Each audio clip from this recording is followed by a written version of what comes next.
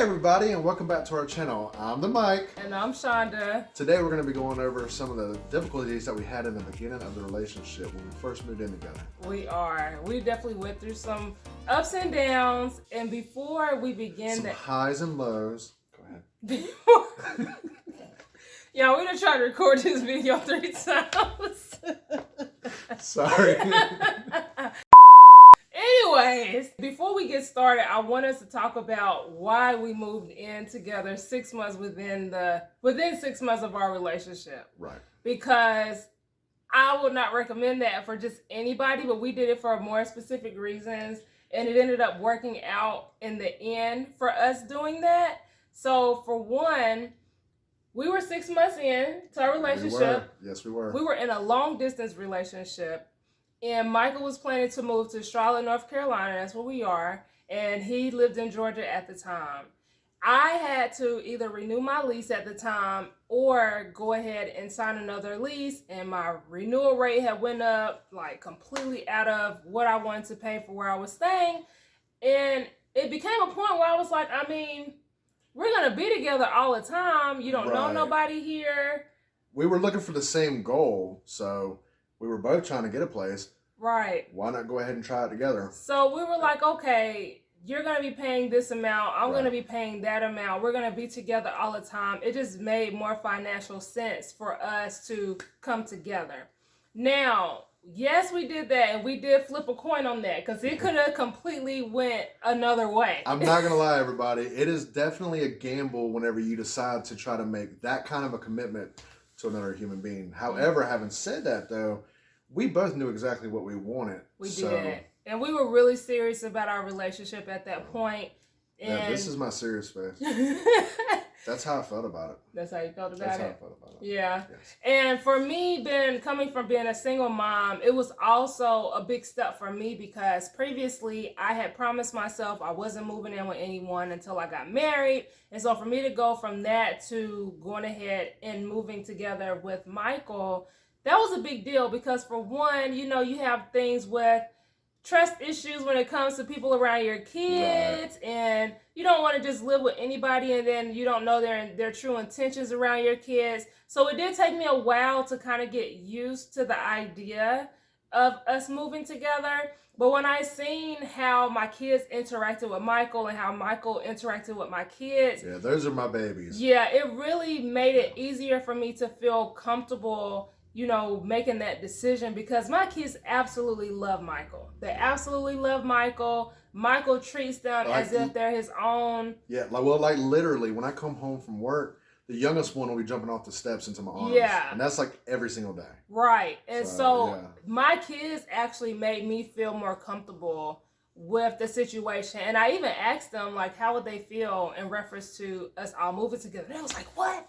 We'll be living together. Yeah. Oh my God. Then we can go do this. We can go hiking. We can go do this. We can go get a tent. And they were super excited. Yeah. Before we even decided to move in together, her kids were actually asking me on the phone, when are you moving in? Right. And I'm like, dang. Okay. So I bring that up because when we start going into the different struggles or different things that we went through when we were moving together, just know I'm not saying that because we did it that we recommend you do it. You really have to assess your situation and your relationship and determine that, you know, for your relationship. Well, at the end of the day, honestly, it really boils down to the intentions on both parties. It does. If both people, not just one person, but if both people have good intentions for each other, it's going to work out. And that's kind of how we were. Right. Like, I want the best for her. She wants the best for me. And we live like that. Right. And that's what makes us so compatible. It does. Yes. So are you ready to dive in? Man, let's do it. Let's do it. You want to go first? Okay. All right. Yes, I'm going to go first. So one of the things that I was having an issue with in the beginning of the relationship was she was a night owl. And she was on the computer a lot. Now, her office is in the same bedroom. Okay, so I would be trying to go to sleep. She would be over here on the computer till 2, 3 o'clock in the morning. Now, she has her own business, and at the time, I kind of didn't understand that. I just thought she was playing on the computer. He did. So, yeah, so it was a big issue for me because for me, in order for me to go to sleep, I have to have somebody. I like to feel he's that. Spoiled. Is what he's trying to say without saying it. Sometimes. He's spoiled. sometimes. Anyhow, but so yeah, it's really nice for me to have that touch, that feel, that warmth of the body beside me. So in the beginning, I would have to say, Shawnda, that was probably one of my biggest things that was aggravating. Matter of fact, I used to punch the pillow. He did. He used to throw tantrums in the bed. It used to be so funny. Because I'll be over there at the computer, and I have like a little lamp by my computer. And so I would see him. You know how you're like trying to adjust your pillows, or like you're like tossing and turning in the bed? He'll like be tossing. He's like, trying to get the pillows right. He's like, you coming to bed yet? You coming to bed? When you coming to bed? Or either he'll like make little slick comments like, I mean, I am trying to go to sleep. You gonna turn that light off eventually? Like, you ready to come to bed yet? And I'm like, oh my God. But once he realized, like once I actually showed him what I was working on and he's seen how much progress I had made, then that situation kind of dwindled off because he realized I wasn't like just scrolling on Facebook or like just doing like unnecessary stuff. Like I was literally over there busting it. Right. Like I was trying to make moves. I have to say, honestly, she's probably one of the most dedicated people I think I've ever dated. Yeah, you think so? Yeah. She is definitely a hard worker, especially if it's something she's interested in. Yeah. Like I said, her business, she put countless hours into that, like seriously. So I'm very proud of you on that. But that was definitely an issue, guys. I mean, it was. So. It was. Okay, so disclaimer, if you see us like looking this way, it's because all of our notes are down here, okay? So one of the issues that I dealt with was Michael not really being a team, like not acting as if we were a team. It was very, this is yours, this is mine, you know, and for me, like when I'm in a relationship, I'm used to us balancing each other out, you know? And that's how I treat my spouse. So like, for example, when we moved here, he moved from Georgia. I moved from the apartment where I was staying. And he only came down with clothes. Yeah, I packed very lightly. Yeah, he had no furniture. He have nothing. Everything that he owned was in the trunk of his car, right? Well, I have 2 kids, okay? And I have a business and I have furniture. And so quite naturally, we had a lot more that needed to be moved. Yeah. And so now don't get me wrong, he did help us with like the furniture and like all the other stuff getting it in. Well, I helped get everything here. Right. It's just when it came down to the unpacking. When it was time to unpack though, like I would find myself unpacking and it really dawned on me because at first I didn't really pay it attention. It wasn't until it was one night I was in the room with him and I had like boxes laid out on the floor and we're talking. It was kids' clothes, I'll never forget. It was. And I'm unpacking stuff, and Michael's laying on the bed, like, talking to me as I'm unpacking. I'm like, wait a minute. I've been unpacking for, like, 3 hours, and he been just laying on the bed. I'm like, he ain't gonna help. And so I brought it to his attention. I was like, babe, you want to help me unpack? And he was like, I done unpacked my stuff. This y'all stuff. And I'm like, what? Yeah. I was appalled, okay? And so that was, like, our first argument here. It was. Yeah. It was. And, you know, it's silly now because now, of course, I'm not like that. Yeah, he's not like that. But, now. You know, when I look back to the way I used to act, I'm like, man, why did I even act like that? But yeah. I guess I just had to, you know, of course, I'm growing up. I could tell that he was used to doing things a certain way. Yeah. And when I started bringing stuff to his attention, he didn't see anything wrong with what he was doing. Right. And I don't even think he realized how he was coming off when he was doing what he was doing. Well, that, and not only that, but I think also some of the characteristics of what it takes to be a family man. Yeah. I didn't have in the beginning, you know. It was some of the things I had to acquire and learn. And that's kind of what, you know, pretty much have brought us to where we are today. So. Right. So that was my thing. Yeah. Okay, let's see. What else do we got? Oh my gosh. Okay. Let me go ahead and tell y'all something, okay? Dishes. Okay. When I cook, I love you, baby. And of course, she's been working on it. So this hasn't been an issue, you know. But in the beginning, dishes. I clean dishes whenever I cook. I can't stand dishes in the sink.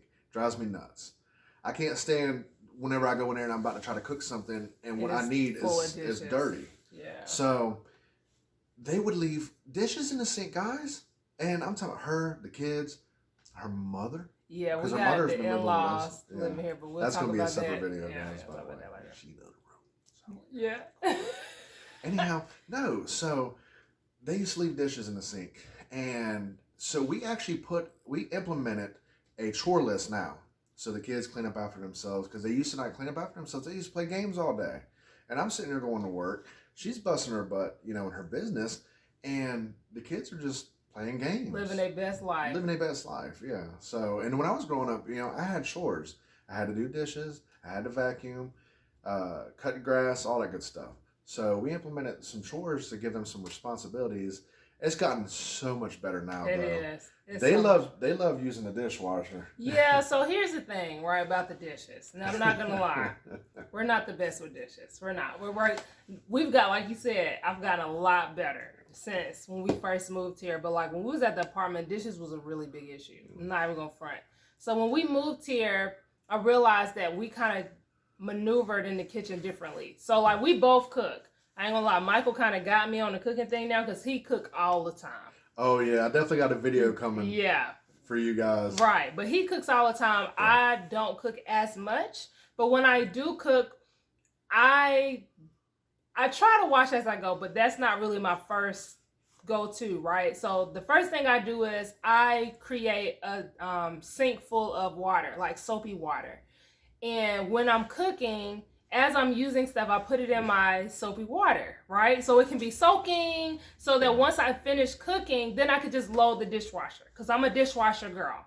I have all these other things I have to do. I ain't got time to be washing no dishes, hand washing. When I lived in an apartment and we didn't have a dishwasher, I had to hand wash. So when I discovered that we could use a dishwasher, I'm going to use the dishwasher. Okay? I'm going to use the dishwasher. I'm just getting those vibes right now. You're getting those vibes? Yeah. And so that was how I did stuff. But I'm not going to lie, too. When I cook, I use all the dishes. I use all the pans. I use all the spoons. I just pull, and then I just put it in the sink, right? Michael doesn't do that. So every dish. We would bump heads when it came to that, because he's like, dang, all these dishes in the sink, And that was like a little issue. Yeah, she'll make like Roman noodles with a frying pan. She'll bring out a frying pan. I'm like, what's that's going the only on way. here? That's the only way to make Roman noodles. That's the only way. So we don't put noodles. She's gotten better, guys. I'll give her that. She has gotten better. And he's right about the kids with the chores. Yeah. My issue with the kids and the chores is I've never been consistent. Like, I'll put a chore list in place, and then I won't be consistent with making sure that they stick to it. And then also because I like things done a certain way. And she always wants to do it herself. Right, because my kids won't do it the way I want it done. And so I'm like, I just might as well just do it because they're not going to do it. And see, whenever I stepped into the picture, Shawnda was doing everything for everybody. I was. So I had to kind of help give her a little bit of a backbone. And, with her working on her business and, going to work and stuff like that, she hasn't had time to be consistent with the chore list and stuff like that. But Michael's got time. Michael definitely helped out with that. And we're going to actually circle back to that in a minute, because we didn't actually write that. Let's do it now because I don't want to forget. Yeah, go ahead. So one thing that he's kind of rubbing on or touching on that hasn't been said is the authority situation when it comes to being a stepdad in, the relationship. So when we also first moved in, it was almost like, it wasn't an issue, and that's why we didn't put it on the board, but it was something that was brought to both of our attention.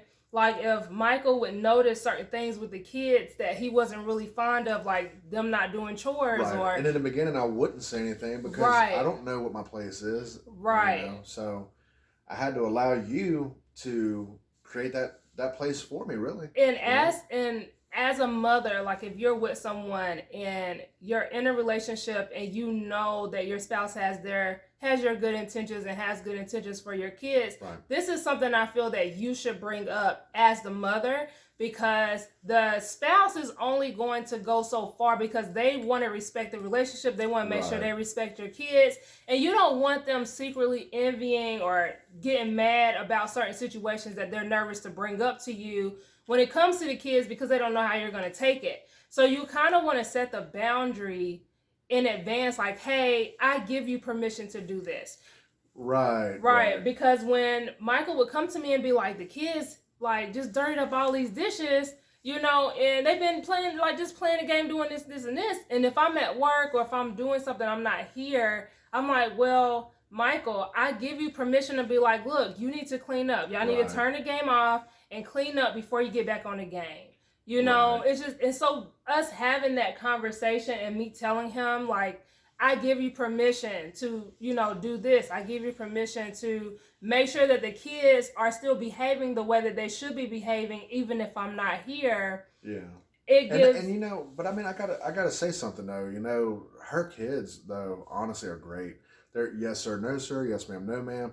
I don't think there's ever been a time I've ever asked either one of them to do something and they've complain about it. Like they always do what you ask them to do. Right. So therefore, you know, I have to spoil them. Like today we went and played tennis this morning because I had to. They were still sleeping and I was like, no, we're going to go play tennis, guys. Let's get up. Right. So. And I have really good kids, and I'm not just saying that because they're my kids. Like my kids are really well behaved. No, they're good. Yeah, and if you ask them to do something or if you tell them, hey, I need you to do this, they're not going to be like, you ain't my daddy, like da da da da. Like they're not like that. Yeah. So absolute sweethearts. Whose turn was it? Well, I had went because I said something about dishes. Well, I did the authority thing, so I'm gonna let you go again. Okay. I guess another thing in the beginning of the relationship was I felt like she was complaining a lot, but theoretically, what was actually happening was she was giving me constructive criticism, and I, you know, of course, I didn't know how to take it in the beginning because I wasn't used to that. In the beginning. Well, maybe still to this day a little bit. We re-recorded this video because of that. Anyhow, guys, I don't know what she's talking about. I bet you don't. So anyhow, I had to learn from her, and I'm still learning from her as far as the constructive criticism, that she really has my best intentions. And the little things that she does complain about are actually things that benefit me and make me better. But it's you know, I'm still a little rough around the edges. I mean, I'm not the easiest person to get along with. But you are the easiest person to get along with, but don't tell him something you don't like about him because that's going to be a whole situation, okay? Like, I love my Michael to death, but he is not good with constructive criticism. He's not. He's not. I'm not. Yeah. And I love him to death, but we're still working on that. We are. Yeah. And like he said, like for me, at the beginning, it did seem as if I was complaining a lot, but I think it was just because he was so set in a previous way that was normal to him that when he came with me and my standard was in a different place, I was just like, no, like we're gonna have to fix that. We're gonna have to work on that because no. And he would take it hard at first, but then he would realize like, okay. She's not, I would never say it in a malicious way. You know, like I would always say it from a place of love. And I think eventually he started realizing, like he just said, you know, it was only to make him better. Right. You know. Unless you catch the raw Lashawnda. You don't want the raw Lashawnda. No, you don't want a raw. You don't want that one. Okay, my turn. What you got? Okay, so we're only going to rub on the in-law situation because like he said, so we do live, so as of right now, we live together, obviously with my kids, and my mom also stays with us. Right. So, but we are planning on moving in April. So in like a month, so and it will just be us and the kids. Right. But there has been issues with the in-law situation. Just, we live differently. And even before Michael, me and my mom lived differently already. So there was something that I was already dealing with, like just the living situation. And so when Michael joined the situation, naturally it was, you know, some little meshing. There was no disrespect or anything going on in that matter. It's just, we live differently. That's just, and like he said, we'll do another video when we move to the new place on that. But yeah, so in-law issues. And then, do you want to go or you want me to do another one? I'll go. Okay, so leaving without telling me where you were going. This used to bother me. It doesn't actually bother me now. But for some reason in the beginning of the relationship, I had a lot of trust issues from, I guess, past relationships and things that I had been through. So I would come home from work and she would be gone. And it'd be like 9 o'clock at night, sometimes, 8 o'clock or something like that. But I was not used to that And in the relationships that I've had before, we never really did anything like that. So she had more freedom in the beginning whenever we got together, because she would go, out with her friends or something like that. And it used to bug me, not because she would go out, but because she wouldn't tell me. Go out where? Because you just make it sound like I'm club hopping like. No, but you used to be gone when I would come home, and that used to bug me.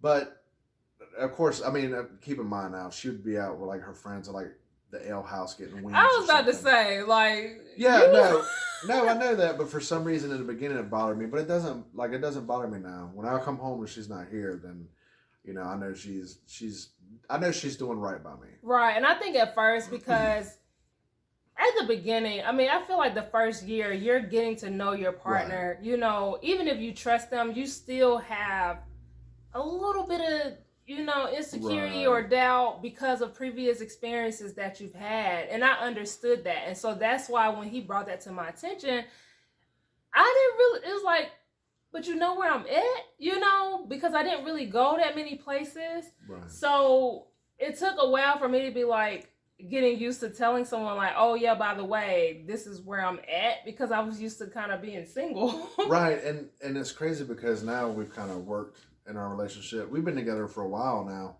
and it's gotten to a point now where you don't even have to tell me anything. Like, right. I just know she's good. Like I don't have to worry about that. And I really don't go a lot of places like at night, especially now. Like since we've been here, I think the last 6 months of us being here, I don't really leave the house. We're kind of homebodies, really. We are becoming homebodies. It's like a luxury to leave out the house because gas prices. Man, the price of everything has went up so drastically. One of the reasons why we're moving, to where we're going to. Right. So, but yeah, that was definitely an issue that you had. It was. But I think that was more internal for me, having to work through some things to understand that you're not that kind of person, and I wasn't going to have to deal with the same issues that I dealt with previously. Right. So another one for me that really bothered me when we first started moving in, and it really didn't bother me until maybe 4 or 5 months in, I want to say, was the paying the bill situation. Paying the bills was a big issue because now when we moved in here, we all did split by threes, right? So we all contributed to the rent and utilities and things like that. Right. So I'm not saying like the actual like the money part. What I'm talking about is the paying the actual bill, like going to she's Duke talking Energy, about taking the responsibility of knowing the dates and actually paying the bill, not by money, but just paying it. Right. So and chasing down my money and her mom's money. Right. So I found myself constantly chasing down the money. I got to go to my mom. I got to go to you. I got my money, and I got to put all that together, and then I got to make sure I stay on top of these dates and it was I'm not gonna say it was very stressful, but because I was used to doing it at the apartment, I was just used to being in that role, and to me, that is a masculine role, right? And so when me and Michael first met, I was in the process of learning about my femininity, learning how to step into my feminine energy, learning how to switch roles and stop being so masculine. And so I was just finding different things that I was doing that is masculine. And that was one that I was doing that I didn't even realize was being masculine. And I was putting extra stress on myself, worrying about the kids and worrying about the bills and then worrying about this person gonna have their money when they supposed to have it and this person ain't got the money when they supposed to have it, like all of that. And so I brought it up to Michael. I'm like, look, I kind of feel like you should be doing this, and Michael wasn't really used to paying bills at the time because he was staying with his stepdad before he moved here. Right. And he also talked about that in the alcoholism video, I think. Yeah, an alcohol video. Yeah. So and so if you want more details, go check out that video. I'm just saying. But that was the thing that. Well, I needed to step into my masculine role. Right. And I wasn't a team player, as you said in the beginning, and I wasn't. I really wasn't. I have to be honest with myself. I really wasn't. And I was trying to pick and choose what I added because, Michael has different things that he deals with, like the PTSD and anxiety and stuff like that. So I didn't want to put too much on his plate too early. And then because I knew that he was a recovering alcoholic as well, I kind of paced myself with adding more to what he was supposed to do, because us moving here and having bills, period, was a big move for him. Right. So I'm like, I don't want to have you doing that, and then now all of a sudden you got to pay for everything, and then you got that stress, and then you got to deal with the kids, and then there's another stress, and then, all of those things. Well, I got to be honest, though, like, one of the things, everybody, that I have to compliment you on as well is the fact that, she was really patient with me, but she was so understanding on what to give me, what to do, how to do this, how to, kind of like guiding me, kind of like helping me along the way. And part of my therapy, honestly, a lot of it came from you. So stepping out of, the alcoholism and stuff like that, and starting and having a family, it really paid off, definitely having a spouse like you. Like, I'm still surprised every single day by how much you push me and how you're so supportive and stuff like that too. Yeah, so I love you, but but I'm telling you, it really helps, because having PTSD, and anybody that goes through it, that you can be at a green light or a red light, and I mean, it could be nothing, and you can have a panic attack. And that's things that I've dealt with over the past year, is having panic attacks. And I don't know if that comes from losing parents or what it's from, but she has been so patient with me that whenever I do have anxiety, like, you're there for me. Like, hey, I got you on this, I got you on that. So it definitely helps me become a better man, and definitely makes me step into the roles that I need to step into for you. So I have to compliment you. We're going to talk about it. Yeah. I love that. Yeah, absolutely. I definitely read my partner, and when I know that my partner is overwhelmed, I'm not going to bring something up to add to their plate at that time. And so, but you have to also understand, as the partner that's holding on to a lot of stuff, whenever they do bring up stuff, it can come off as complaining, like how you said before. Right. And in all honesty, no matter what you're going through or what you hear, really, at the end of the day, it's how you perceive it. It is. That was my biggest issue. I took it as a negative, and therefore I had a negative reaction to it. Now I take it as a positive, and because I take it as a positive and I see her intentions, I'm like, oh, okay, that needs to be fixed. And then I fix it. That makes a big difference, too. It does. Okay, so you go. I'm actually out of stuff down there. Are you really? Yeah. Wow. Yeah, okay, so how many do I have? Okay, so the last one that I'm going to talk about that we kind of had issues with at the beginning when we first moved here was the jumping jobs. So when Michael first moved here, he's had more jobs in Charlotte, North Carolina than I've had here. And I've born and raised here, okay? So when he first moved here, he had a job at the airport, and that lasted 2 weeks. About 2 weeks training. Yeah, it was... And now let me say this. I understood each time he jumped jobs, because each job that he jumped to paid more. Right. Right. So it wasn't like he was just like, no, F that, I ain't doing that, and then jump from this. Like, he was moving up each time he jumped jobs. Well, the airport job was $13 an hour, which you can't make it up here in Charlotte on $13 an hour. And then the hours was day shift or night shift. You have to have open availability, so there's absolutely no time with the family. And it wasn't ideal. But it was an airplane fueler job, so the risk to me was not worth $13. Right, it wasn't. So I was to fuel aircrafts, and I was really encouraging him on that one to find something else, you know. But he needed a job to get here, because I didn't want him to move here until he had a job secured, right? So that was his I secured a job in Charlotte, North Carolina move. So then when he moved here, we moved out of the apartment like a month after you moved here. Yeah, because he moved to my apartment for like the first month of him being here, but we moved into this place like a month after you came here. By the time we moved here, he got another job. This job paid more, but that one was the third shift job, right? It was a third shift job. It was with Amazon, and what was happening was it was a third shift job. A lot of people were catching COVID at the time. Yeah. And on top of that, there was a lot of times where I was being sent home because we didn't have a truck show up, or whenever, and any of y'all ever work for Amazon, y'all probably know what I'm talking about, but there would be people that would come into work, and if they got to the line before you did, you didn't have a spot. So those were kind of little issues that I was kind of, having with them. And of course, night shift was also taking a toll out on my family life. Yeah, I did not like the third shift at all. Yeah, because I would sleep all day. I was tired all the time. So that was a big issue. Yeah. So I wound up leaving that job, and then I went into security. Right. So he went into security, and I mean, we're not going to talk about every single job, but the issue with the job hopping was when you first get a job, you get a paycheck in the hole, right?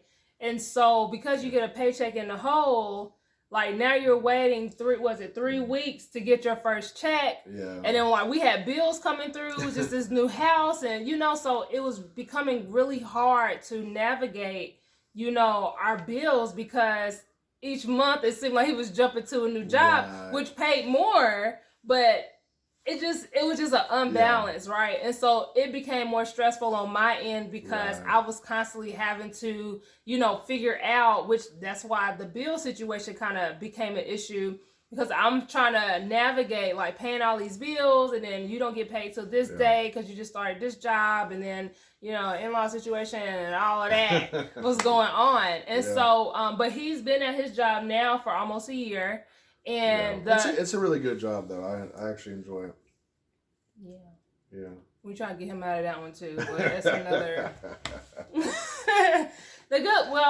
We're really wanting to work for ourselves. That's really what we want. That's the main goal. Right. And so right now the job thing is gonna be a constant issue until we are working for ourselves. Absolutely. Yeah. So that was the last thing that I had on my end as far as what the issues were. Like I said, Michael, since he's been here, has been continuing to grow as a man and continuing to grow as a father figure. Yeah. He's about to go see his son very soon. So we're really excited about that. I got a little log cabin with my baby. Right. And I will tell you, I don't know if we're going to record this or not, but I'm going to be meeting his son for the first time when we go this time. So I'm excited. He's talked to me and stuff like that, but like we haven't seen each other. And I'm gonna just talk about that just very briefly.